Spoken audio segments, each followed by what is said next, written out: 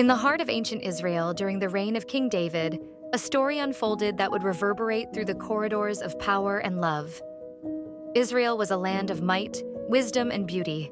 But within the royal palace there was darkness, a shadow that would consume an entire family.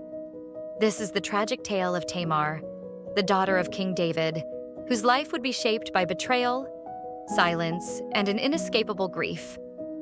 Tamar was the daughter of King David and his wife Makkah. Her beauty was legendary, her character beloved by all who knew her. With the wisdom of a woman much older than her years, Tamar was seen not just as a princess, but as a voice of reason, a symbol of strength in a fractured royal family. Yet behind her calm demeanor lay a sorrow waiting to unfold, an event that would forever alter her destiny.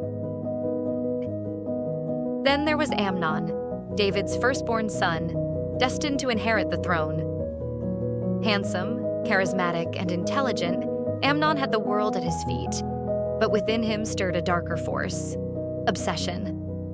And his obsession was focused on one person: Tamar, his beautiful half-sister. What began as an innocent attraction soon morphed into something far more dangerous. His desire for Tamar consumed him, turning his mind into a battlefield of confusion and longing. Overwhelmed by his feelings for Tamar, confided in Jonadab, his cousin. Jonadab, cunning and perceptive, understood Amnon's turmoil. Instead of offering guidance or compassion, Jonadab saw an opportunity. He crafted a plan, a dangerous scheme that would draw Tamar close to Amnon, allowing him to act on his destructive desires. Jonadab's words were poison, playing on Amnon's weakness and leading him down a dark path. With no knowledge of the treachery that awaited her, Tamar, innocent and compassionate, responded to her brother's plea. Amnon had feigned illness, and Tamar, seeing his vulnerability, went to tend to him. It was the act of a loving sister, unaware that her kindness would soon be twisted into something sinister. Amnon lay in his bed, pretending to be sick. When Tamar entered the room, he seemed frail and helpless. He asked her to bring the food closer, but his gaze betrayed a hidden agenda. As Tamar moved toward him, his desire for control over her became clear. His hands, once at ease, now grabbed hold of her. Tamar froze in shock and confusion, her heart racing. What followed was an act of violence. Tamar's cries fell silent against the deafness of Amnon's obsession. The trust she had placed in him as a brother was shattered in an instant. Her spirit, once full of hope, was crushed by the brutality of her own blood. The brother she had known, the family she had loved, were now her oppressors. Once Amnon had satisfied his desires, he cast her aside. There was no tenderness, no remorse, only disdain.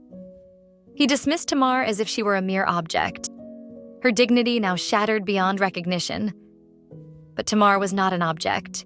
She was a woman of strength, and though her spirit was broken, she would not be silenced. Tamar, her heart heavy with pain, wandered through the palace grounds, her life forever changed. Her father's kingdom had been built on power, but it had failed her in her moment of need. As she fled Amnon's chamber, there was no one to turn to, no protector. Tamar sought the refuge of her brother Absalom, the only one who would listen, the only one who could see her suffering. Absalom, the second son of David, was no stranger to the complexities of royal life.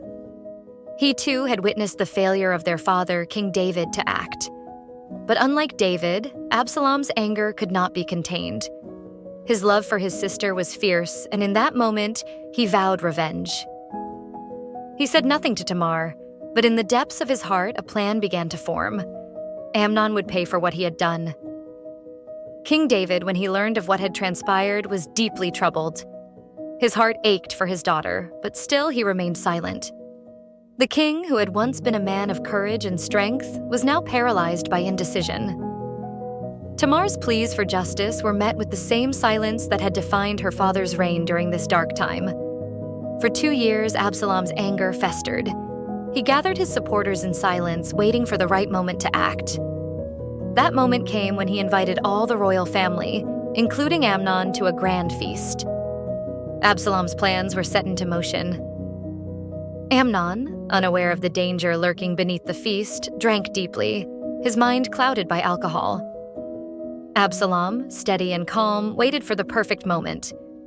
He knew that justice, though delayed, must be served. And when the time was right, the signal was given. Amnon, the man who had shattered his sister's life, was struck down in an instant. The royal family was now fractured, and Absalom's revenge was complete. Absalom fled, knowing that his act of vengeance had left a wound too deep for reconciliation. His actions would change the course of the kingdom. The royal family, once united under the banner of David, was now fractured beyond repair. And Tamar? Tamar would forever carry the weight of her tragedy, a silent figure in the aftermath. Tamar's story is one of deep pain and loss, but it is also one of resilience. In a world that silenced her, she found the strength to endure. And though her father failed to protect her, the lesson of her life is clear. Silence in the face of injustice only prolongs the suffering. Her story stands as a reminder, both a warning and a call for action.